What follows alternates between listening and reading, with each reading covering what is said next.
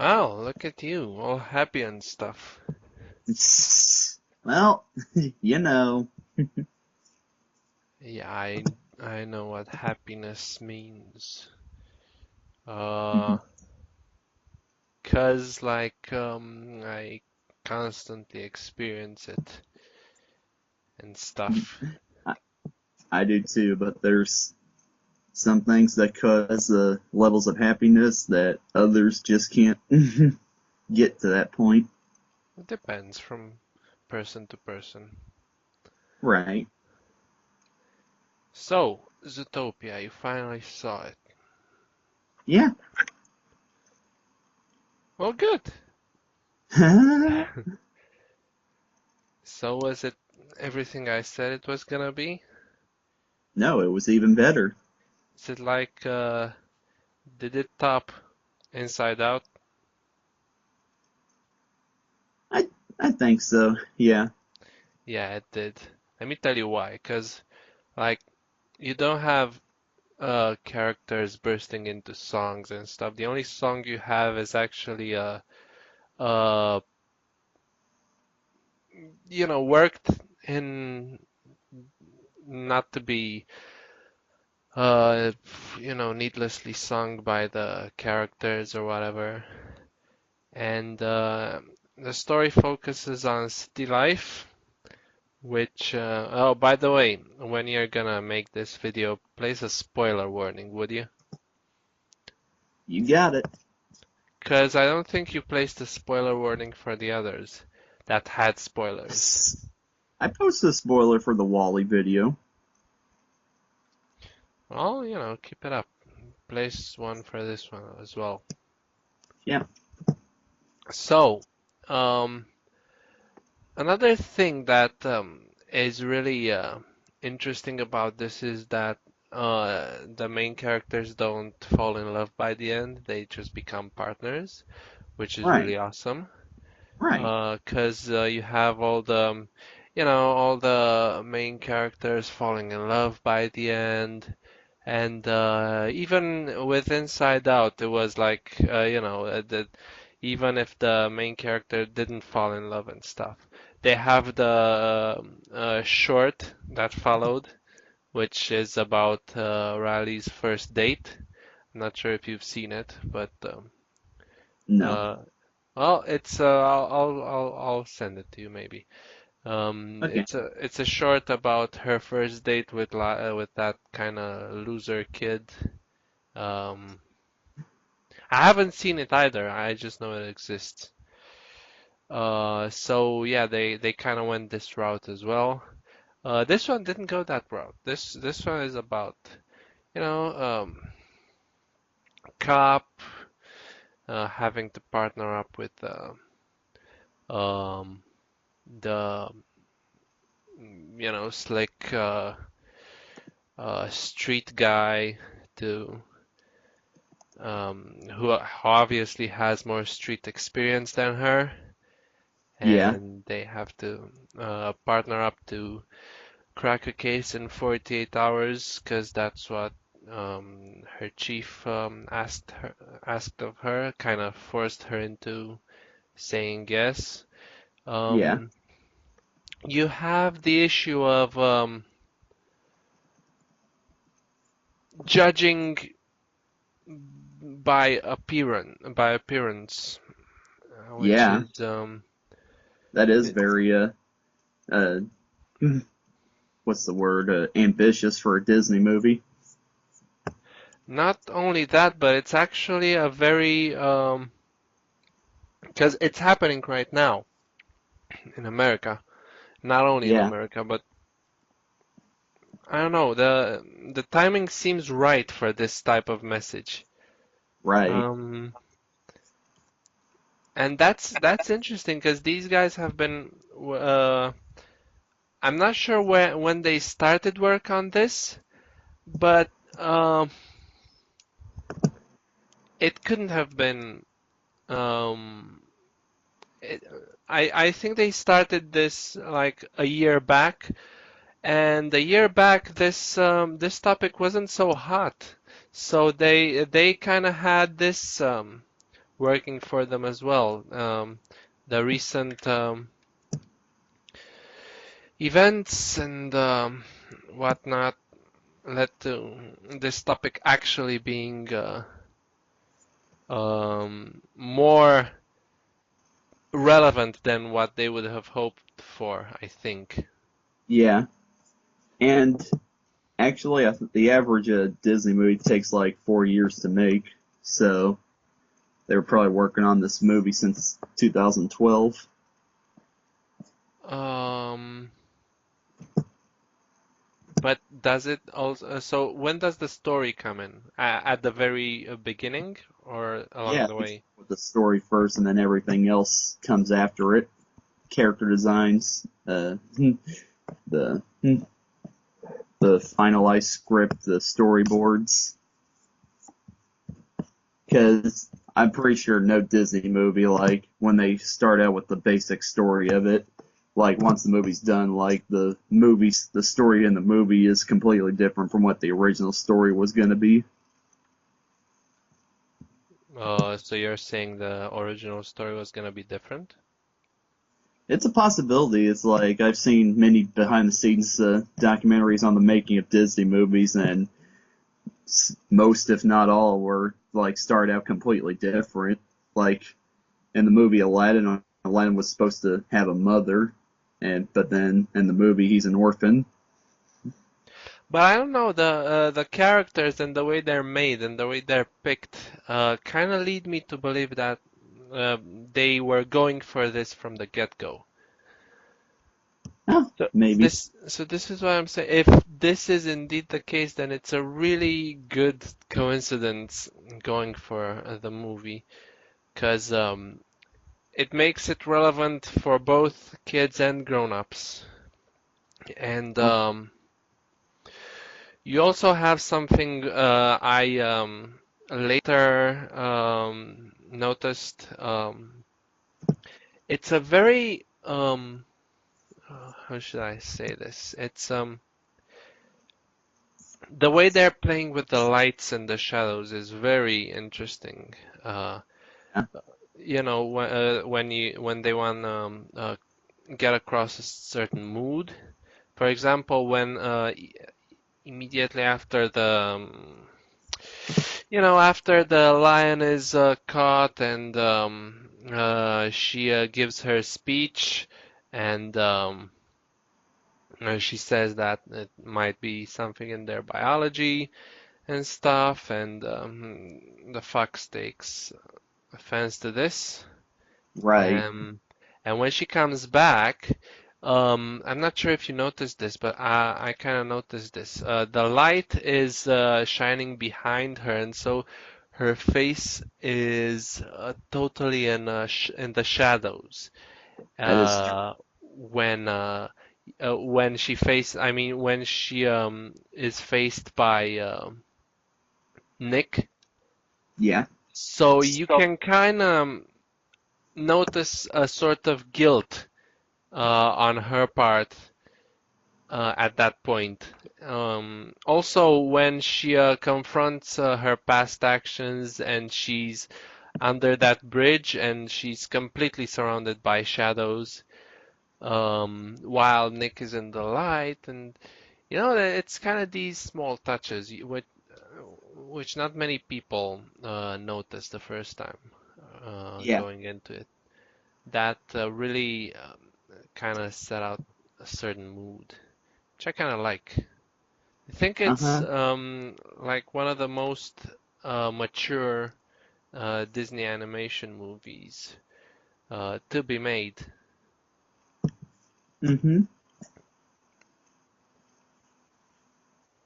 Also, the characters are great. I mean, they Right. complement each other better than John and Aaron. Wow. Could you imagine if John and Aaron were playing those roles? Like John was the rookie cop and Aaron was the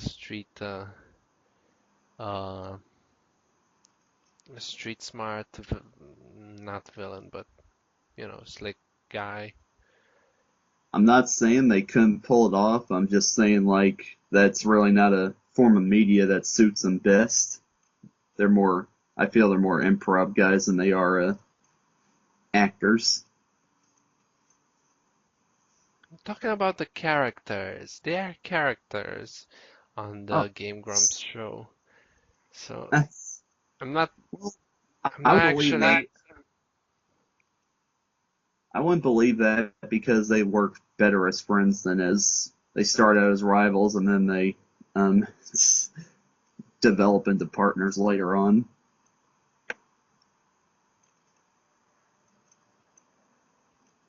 Yeah, well, it was a fun movie. I'll give it that. It's my current favorite animated movie. Yeah. Um, I watch. I'm not gonna say it tops Roger Rabbit, as I said previously, because but it's at least on par with Roger Rabbit All in right. terms of depth, in terms of the story. I love the whodunit type of story. I'm all for this type of story. I gotta tell you. And man, the constant uh, uh, twists and turns about the night howlers and about the oh when I finally did see it in theaters and I noticed um the thing with the uh blueberries that was kind of when they're running for their lives in the museum and there are sheep after them and the rabbit hurts her leg, and Nick pulls out his whatever cloth in which he had the blueberries. When I first saw this movie, which was recorded by someone in the theater because I couldn't wait. Um, Bootleg. yeah, I wasn't gonna, but yeah, that's essentially what it was. Sorry, everyone. I'm uh, I'm that kind of guy. He's a criminal. Um, yeah, I deserve to be castrated for this. And and when they got to this scene, it wasn't really clear what that he was holding berries at that point. So it wasn't clear to me that he was gonna switch out the berries he was gonna switch out the whatever bullets with the berries, but seeing it clearly and in the theaters, it was kind of a giveaway. Uh-huh. Hello, whoever entered the room. Uh, yeah, I wouldn't recommend talking to him. All right, whoever you are, I'm not talking to you. Yeah, well, he's gone now, so Oh, okay, then it's a good thing I didn't talk to him. yeah, it's Um, kind of being a jerk. So, so what's your take on this? Because I feel like it was only me doing the talking until this point, and well, it's a movie that I really connect to because Judy Hopps is from the country, just like myself, and the way her family reacts to her wanting to follow her dreams is kind of similar to the way my family reacted. Like, they didn't like the idea of me going to the big city because that's not the kind of environment I grew up in. And it's like, I'm like Judy in a way where it's like I had to adapt to the customs of the city in order to survive in it. So, then who's your Nick Hops? Who's your Nick Wilde? The city, uh, the guy who knows all about city life. don't have one. Great, then you made it all on your own. Then you cannot Oh, connect to this well, movie because it's a completely different approach. You made it on your own. You're a lone wolf, no, and I wouldn't say that. I've had friends to help me out, but they're completely different in personalities from Nick.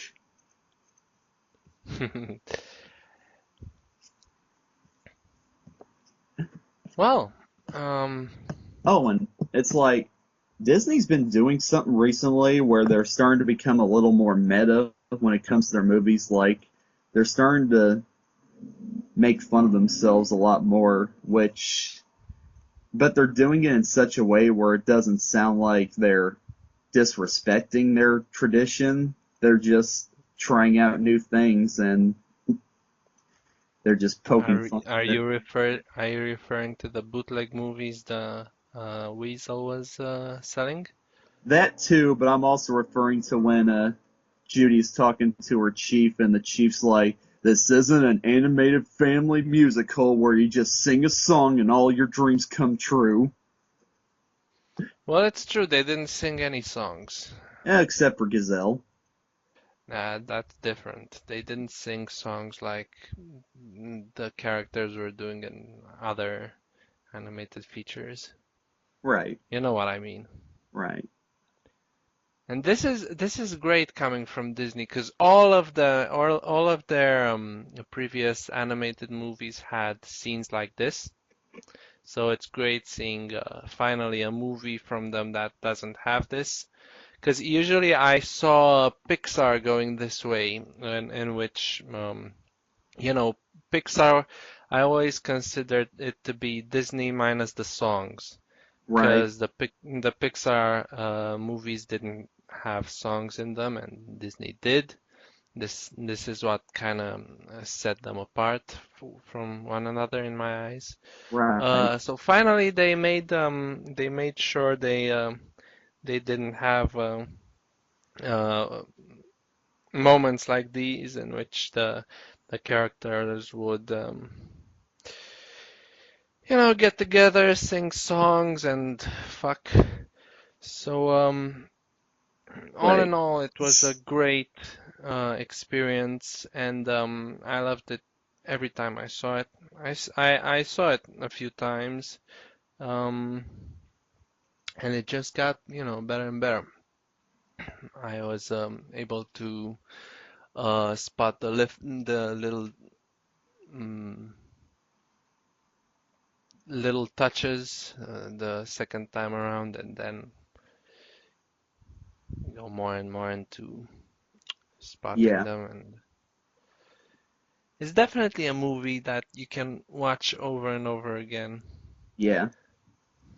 But Unlike, say, what? no, I'm sorry. Sorry to interrupt you. Go ahead. No, no, no. You go ahead. Okay. Like, this is the movie I wanted Big Hero 6 to be. Like, I'm, as much as I love Disney doing musicals, because I'm a musical guy, it's like, when they break away from their usual formula, as long as they do something that I still love, then I'm perfectly okay with that. With Big Hero 6, it's like, I just felt like I was watching a typical superhero movie that just happened to be animated. So, I know it was Disney doing something different, but it felt like they weren't doing anything different. With this movie, I can't think of any other movie to compare it to. It's really its own thing. I am regarding the story. I am gonna compare it with Roger Rabbit, believe it or not, because it's a whodunit, and it's detective slash police flick. It's a body picture. Know what I True, mean? true, but that's just the basic story, though, and like we said, there's only so many stories that people can tell, but this Yeah, one, there are many layers to this, and there are many different ideals behind creating these two stories. But regarding okay, fine. On the surface, they're different. Sorry, no, that. Uh, wait, can you still hear me? yeah, Oh, okay. So on the surface, they're the same. If you go deeper, you start to notice the. Never mind. See, this is why I didn't want to audio chat with you when it's like 12:30 over in your time zone. I don't give a fuck if I'm tired. Our fans, which are up to 11 at this point, So hey, we hit the two-figure mark, by the way. Oh, cool. Um, deserve something. All right. Well, I will also say that yeah, this movie really touched upon some mature themes that Disney has hinted at in the past, but never really made any. They never really incorporated them into the story too much. So this is a movie that it's definitely breaking the mold.